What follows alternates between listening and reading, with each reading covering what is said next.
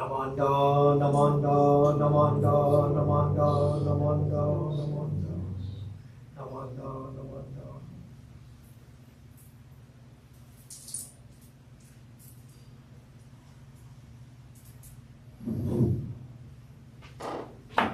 Good morning. Ohayou gozaimasu. Nice to see so many of you here today. Not too many, but it sure smells good, doesn't it? Okay, we have a big crew preparing a special pancake breakfast from the Dharma School for everyone. So all the kitchen smells are creeping into the hondo. So very nice. Those of you who are watching virtually, I would appreciate it if you could call me or text or email me to let me know who is viewing today, okay? I don't know if it's 2 or 12 or 20, and now and then it's helpful to know, okay? Thank you. So, what do we have today? Yes, I will be your chairperson for today, so my name is Reverend Fujimoto. For today's sutra chanting, we're going to have the Sambujo on page 2425, and then the Ju Seige on page 93. So we'll have our favorite chants today. Okay, let's begin with that.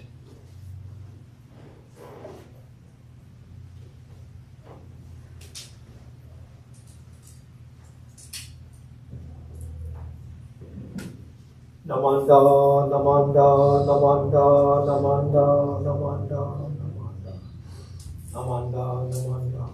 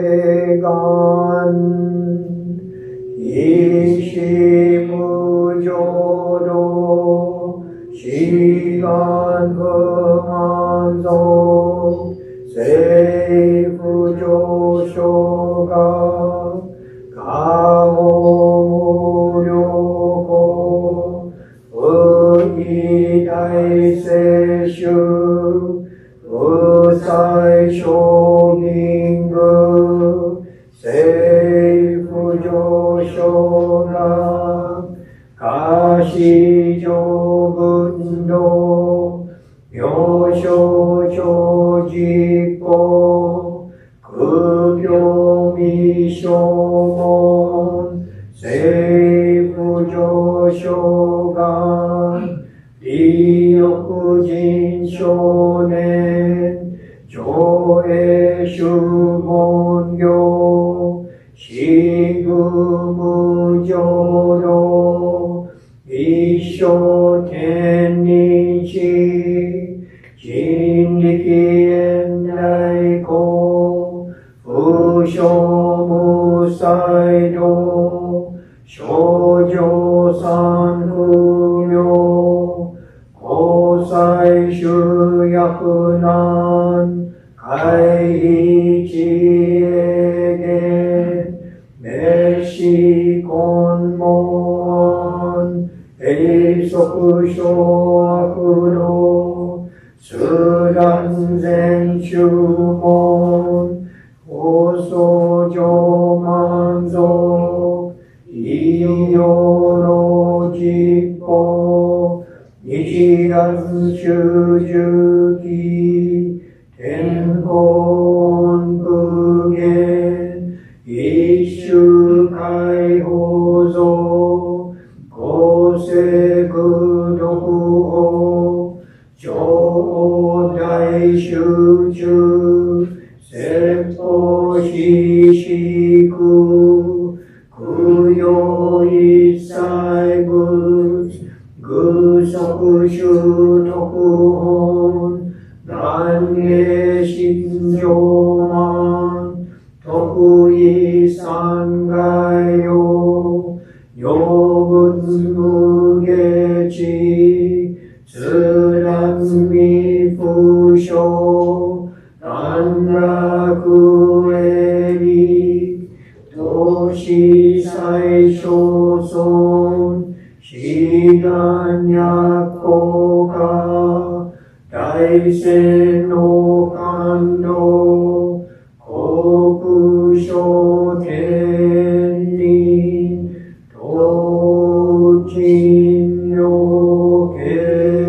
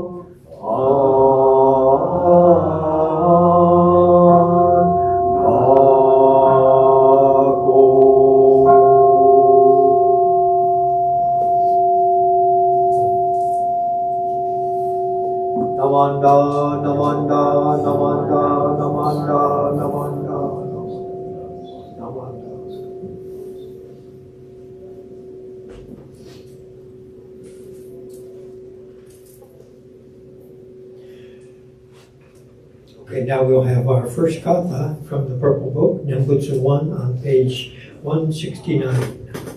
Then remain standing for the threefold refuge. Page 10.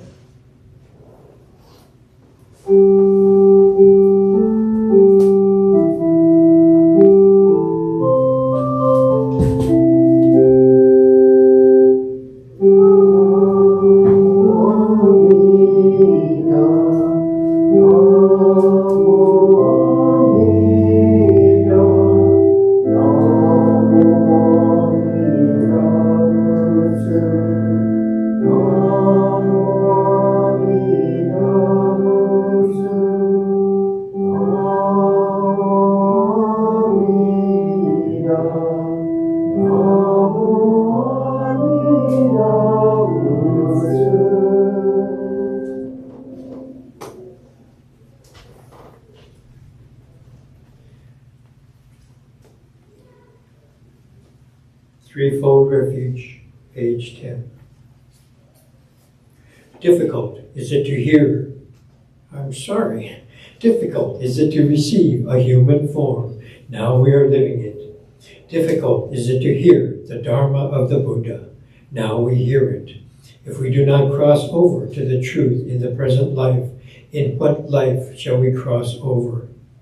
Let us with sincerity and true reverence take refuge in the three treasures of the truth. I take refuge in the Buddha. May we, together with all sentient beings, awaken to the great way of enlightenment and to the unsurpassed intent of Alameda Buddha. I take refuge in the Dharma. May we, together with all sentient beings, enter the storehouse of the Dharma, becoming like the wisdom ocean. I take refuge in the Sangha. May we, together with all sentient beings, become units in true accord, in harmony with all things. The peerless, profound, and wondrous Dharma is hard to encounter, even in many hundreds and thousands of kalpas. Now we are privileged to hear and receive it. Let us thoroughly understand the true meaning of the Tathagata's teachings. Namo Amida Butsu. Namo Amida Butsu. Namo Amida Butsu. Namanda, Namanda, Namanda. Thank you. Please be seated.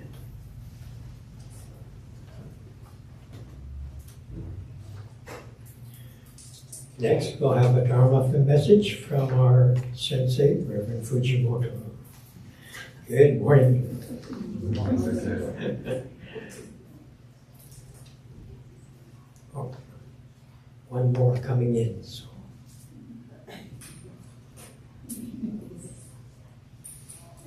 One more limping in.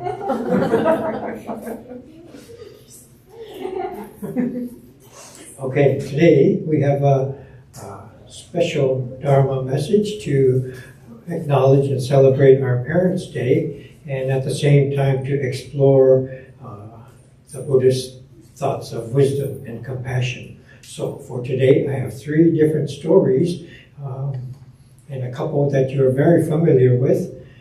Some of us have taken a class in the Tannisho, or we've read portions of the Tannisho, very popular, well-used book in our Shin Buddhist tradition. And in one translation of chapter 5, Shinran has these thoughts to share. I have not once said the Nembutsu for the sake of fulfilling my obligation of filial piety towards my late parents. The reason is that all sentient beings have been my parents, my brothers, my sisters during innumerable past lives. Okay? So, it kind of sounds like Shinran doesn't particularly care for his parents, but other than not really that, but he's telling us how the Nembutsu works, okay? We don't say the Nembutsu to gain benefit and then to share that benefit with others. So it does no good for him to think to say the Nembutsu for the sake of honoring his parents or wishing something good for them, something good to happen to his parents, okay? And so he brings up the Buddhist idea that we are all interconnected with this greater reality, and in this we're connected to all sentient beings, past, present, and future. They could have been our parents, our brothers, our sisters, okay? And so in this we recognize our interconnectedness, our interrelatedness to this greater reality, not just my own world, but to this greater reality. So this is what Shinran is saying. Sometimes people take this and they drift off into the ideas of previous lives, past lives, future lives, and thinking of it in those terms. But I think we drift away from the point of what he's trying to say and the Buddhist teachings that we are interconnected to all things. Okay? So remember, keep that in mind, Shinran's story. Now, upcoming in July, we have our Bon Odori, Hatsubon service, and we have a Obon story that we hear every year, often. Okay, so this is another parent's story. All right. So Moggallana was one of the Buddha's disciples, and he had, it is told, these supernatural powers that he could see into the other realms of existence, the realms of heavenly beings, human beings, hungry ghosts, different forms of hell, and he could look and see all through these different realms. And this was his special power. So he had lost his mother, and he thought so highly of his mother, surely she would be in one of the heavenly realms. So he thought, well, I'll look for my mother with these powers that I have. And he looked into the realms of heaven, and he couldn't find his mother. So that's funny. So he looked a little lower, and finally he was able to find his mother suffering, moaning and crying in one of the lowest levels of hell.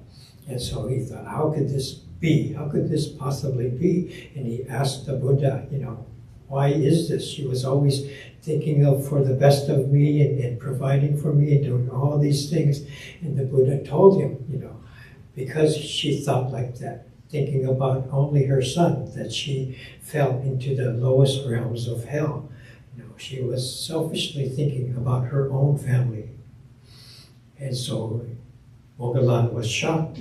So what can I do? What can I do about this? So the Buddha told him, you can share your compassion, your generosity, call your fellow monks together, make a great feast and serve it to them, and enjoy this feast with your fellow disciples, fellow monks.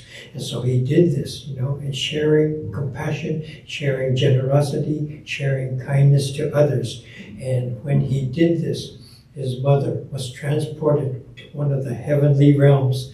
And when he saw that this happened to her, he became so happy. Everyone was so happy that they danced with joy. And this was the first Bon Odori and the beginning of our Bon Odori tradition. Okay? So in this story, very different from Shinran's story, maybe reflecting early Buddhism rather than Shin Buddhism, that we do good deeds and we accumulate merits and we share them with all beings. Okay?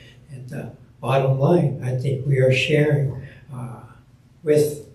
through this sharing, we are connecting, seeing our connection and providing towards this interconnected reality that we're all a part of. In the end, it kind of ends up the same, but it's a very different perspective, okay? So Shinran is telling us that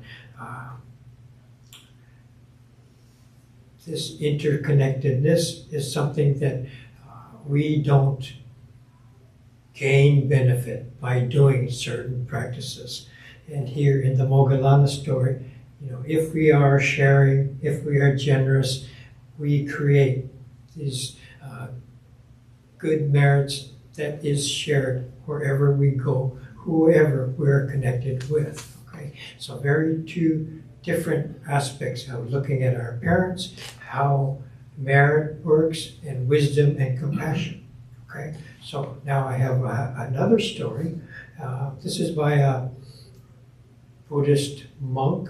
And he lived in England. Okay, so I found this story in Lion's Roar, and this person had come into Buddhism, so he started studying Buddhism. There's a picture of him walking with his mother, and looks like many of our moms, but he has his Buddhist robes on and bare feet and shaven head, and he's walking, the very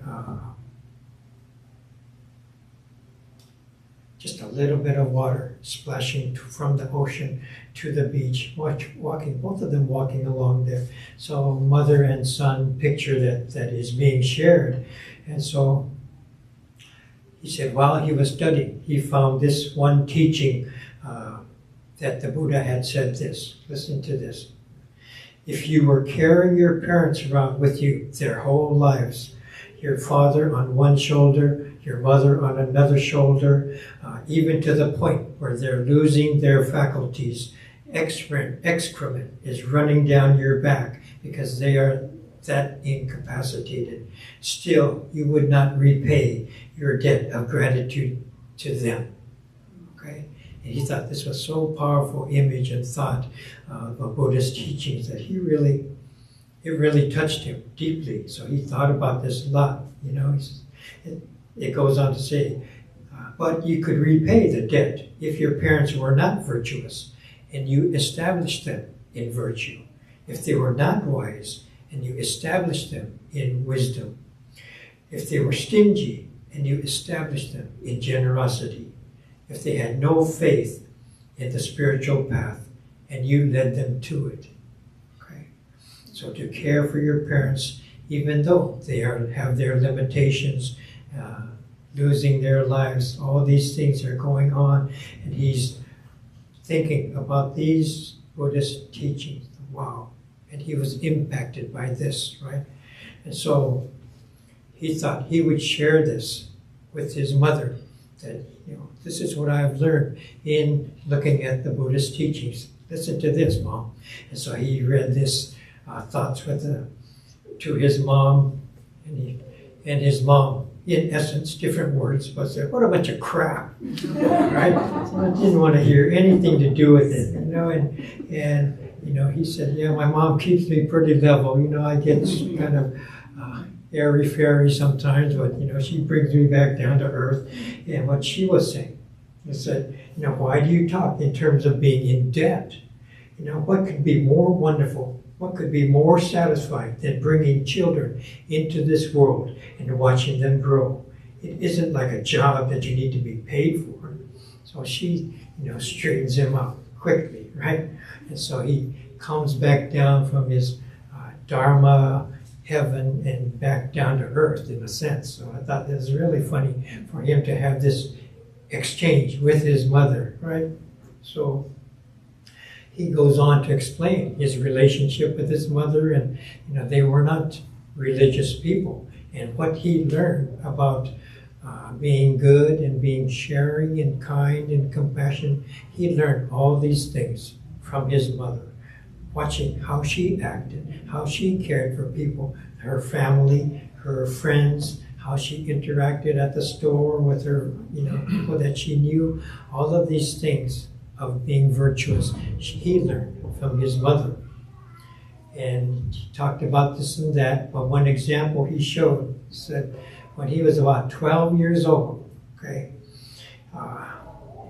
one of the things that really touched him in a very powerful way, okay, he was growing up, 12 years old, you can imagine, and he was growing up, he ate cooked breakfast every single morning. In the late afternoon, he would come back and there'd be like a cream donut for him to have with his tea, and then he would have a big dinner and scarf it down, and afterwards a little snack, and he's kind of getting to be a burly young gentleman, right? And so after school each day, the bus would take him partway home, he'd get dropped off, and it's still a mile from home. So his mother would drive the car and meet them, and he would walk. He and his sister, different schools, but they would walk and come to the car. And on one particular day, his mother wasn't there. So this is funny. So he started walking closer towards home and figuring he'd meet her along the way. He kept walking, and made it home. And then his sister, same thing, she walked home too. So then, odd, right? Mom didn't meet them that day. So what happened? And then he found out Mom's in the hospital, okay? And so he found out that she had lost a lot of her strength, and while she was feeding them, all of these things throughout the day, every day, she had collapsed and she had been hospitalized. They found out she's suffering from malnutrition. All the time she'd been giving them all these things, she'd been eating just tea and toast. So basically starving herself so they could have all they wanted, all they needed to eat, right? And they didn't realize. They were so busy scarfing up all this food, they didn't even think to see that Mom wasn't even eating, just taking bites of a piece of toast, having some tea. You know, she didn't make a fuss or anything. They're gobbling down their meals, and now she's in the hospital. Even when they went to the hospital, she said, "Oh, you shouldn't have to come here and bother with me. You know, you're so busy yourselves, you know, with your homework and everything." And so selfless. So this really impacted him, that these are the things that my mom went through raising us. So now he's an adult studying Buddhism, and he's going off to, I don't know, wherever it is, Thailand or something, and doing his studying. So we're looking at him studying the Dharma, right? We're trying to elevate his understanding of Buddhist wisdom, you know, and at the same time, the compassionate aspect of life and how to carry yourselves, these were exemplified by his mother. So how do we juxtapose these two things? I think we have the same problem. You know, when we look at the Sex Paramitas or something like that, when we talk about the altar, wisdom and compassion, we understand. We get a good idea of what compassion is. Wisdom, we're told, it's not our own, it comes to us, it's a different realm. So then we have trouble with wisdom. Compassion is more graspable, maybe, okay? So this is kind of a dilemma, okay? So he's pointing out that there's kind of a very subtle thing that it can be taken in the wrong way. And when he was studying for a long time, he was taking it in the wrong way.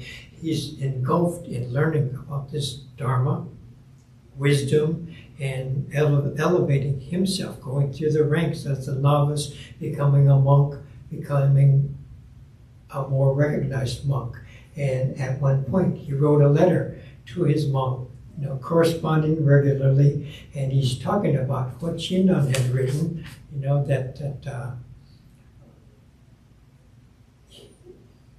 not just his parents, but all beings could have been his parents, and thoughts along those lines. So he wrote to his mother, you know, in truth, you're not really my mother. And as he's reflecting that he wrote this, right? He wrote this years ago, now he's talking about it, writing about it, and he's so embarrassed, you know, something in me doesn't want to remember having done that, but there's a sinking feeling that I actually did, right? So he wrote this to his mother and sheepishly admitting to this now, right? And so he thought at that time, he's full of the light of wisdom and sharing these deeper thoughts with his mother. And so she's jumps right back at him, right? You know, I certainly am your mother. I care about you because you're my son, not because you're some Buddhist monk, right? So she gives it right back to him again, right? And so there's this struggle with him, and maybe less so with his mother, but understanding there's two different aspects, wisdom and compassion, right? So I think my thought is when we come to be pointed out towards wisdom, this is just infinite truth, not our truth. So when we see beyond our own family, connected, see this interconnected reality, this is wisdom, not something I have gained, not something I have learned, but wisdom awakens me. Wisdom comes to me. This perspective that this small being is relative, And when I identify with this greater self, I'm the same as Alameda, and this wisdom is there. Okay? Compassion, on the other hand, is separate. You can't practice compassion unless you're in the relative world. There has to be a difference of you and me. You are compassionate to me, coming to service even though you didn't want to, coming to service even though you have other things to take care of, you know. And so these things, you have to be in the relative world in order to deal with compassion, to share compassion, one being to another, okay? In this relative world, we can be compassionate. We can receive compassion. In this absolute realm, everything is one.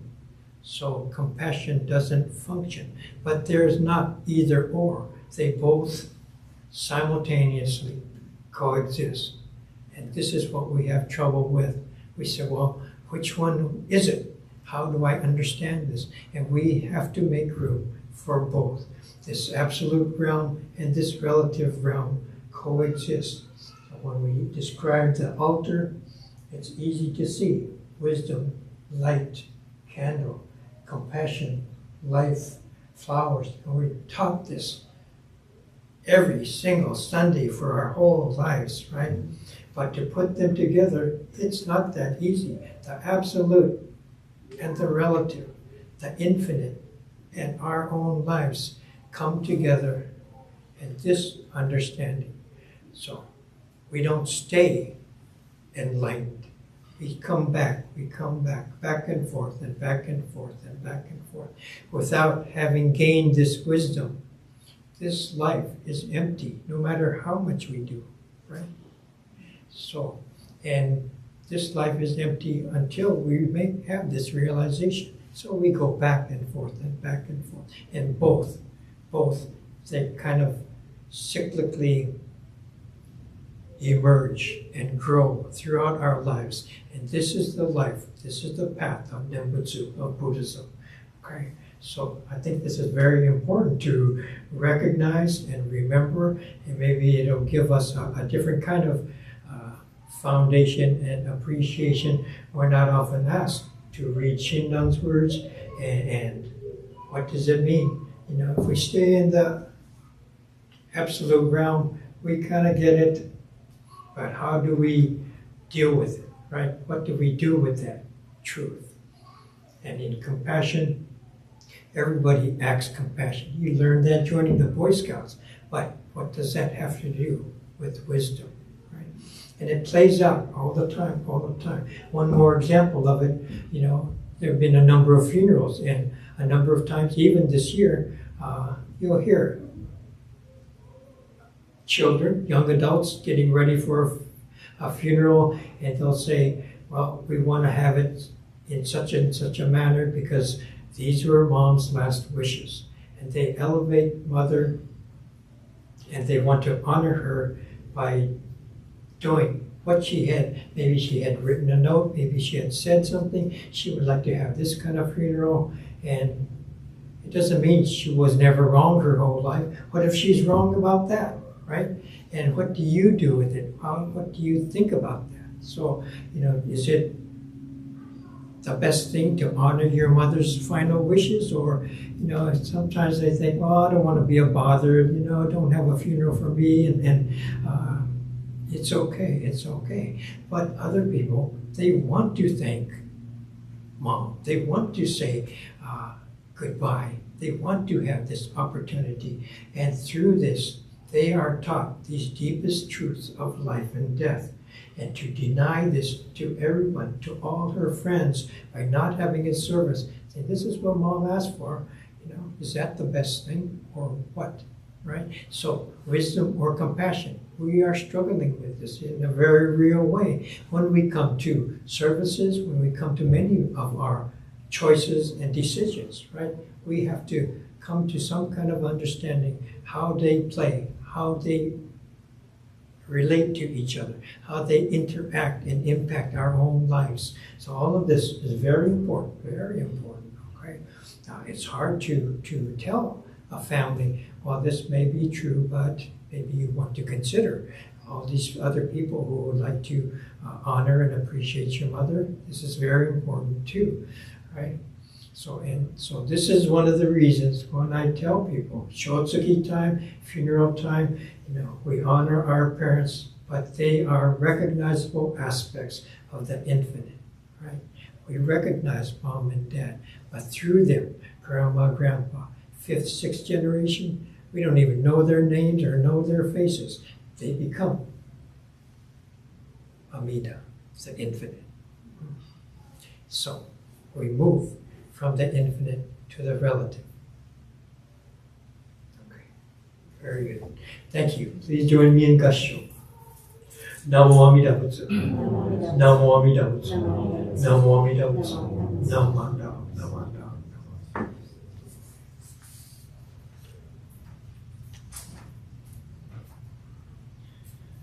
At this time, without even sitting down, we will have our second gatha in the White Book, Shindan's Family. And so, White Book, page 128. Please rise. Please practice for next week.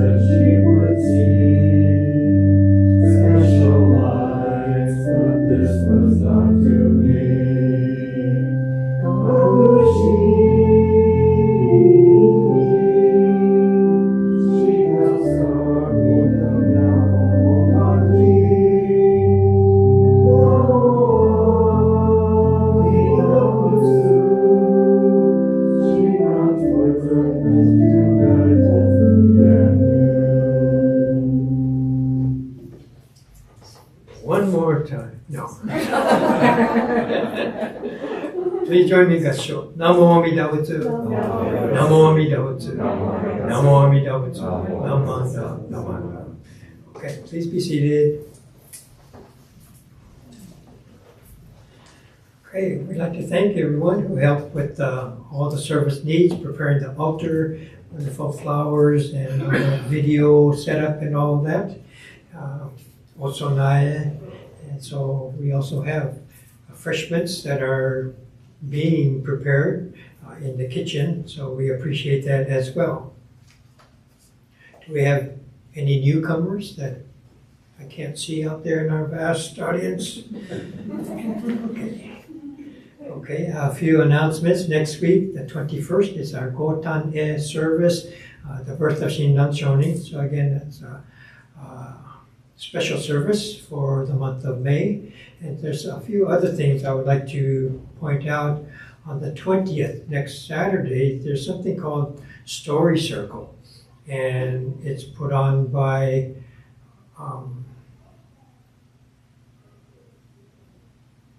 somebody.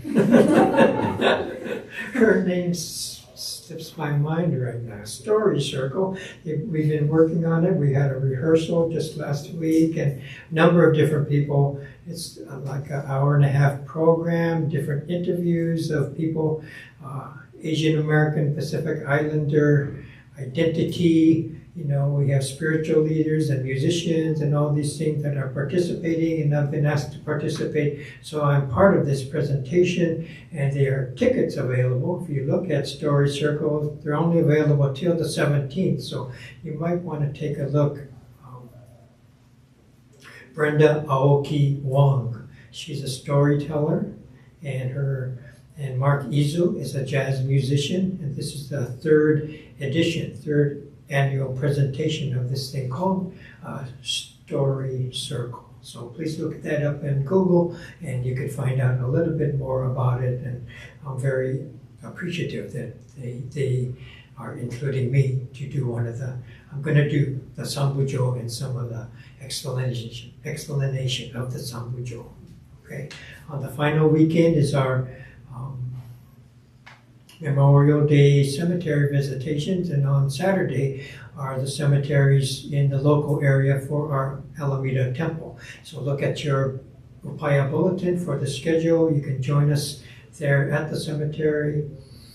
And another thing is Enmanchi, the other temple in Sevastopol, they're having their, rather than bazaar, they're having their chicken obento. So they're still not having a live bazaar, but they're having a drive-through chicken obento fundraiser on July 9th. So I'm going to mention this at the board meeting. There are tickets available, and I'm going to go in time. If you would like to order something to support them, I can come back with your obento. Sharmana and I will run up there, and then we'll let you know when we'll be back, and probably like 3 o'clock pick up here, and we could have all your obento, lunch, dinners from Enmanchi and easily picked up here, okay? So that's an option available to you. Any other announcements for today?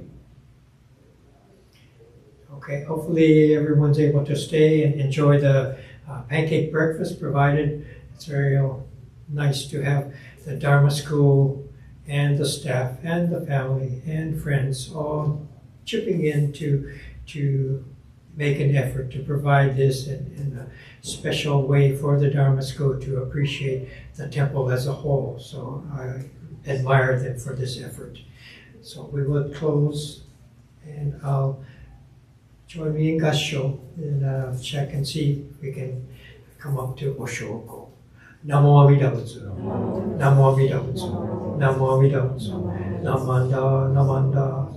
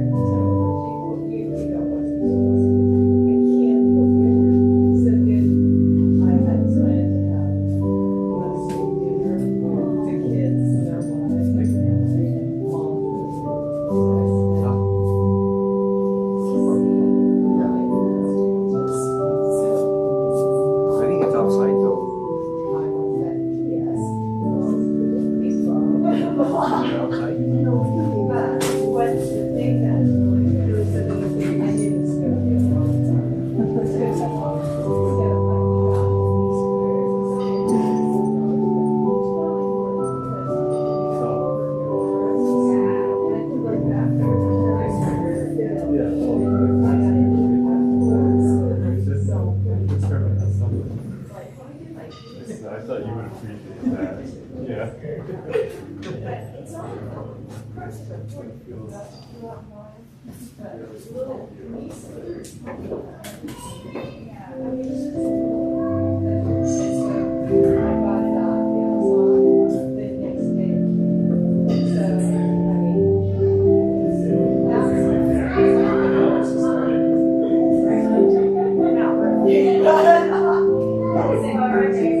Yeah, a little bit slower, like a lot slower. So,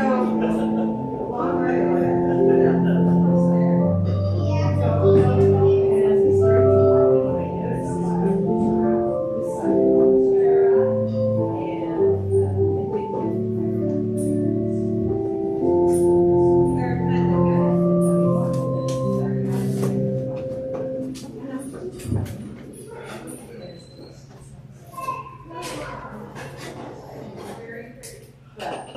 Every so often, it's put like forward.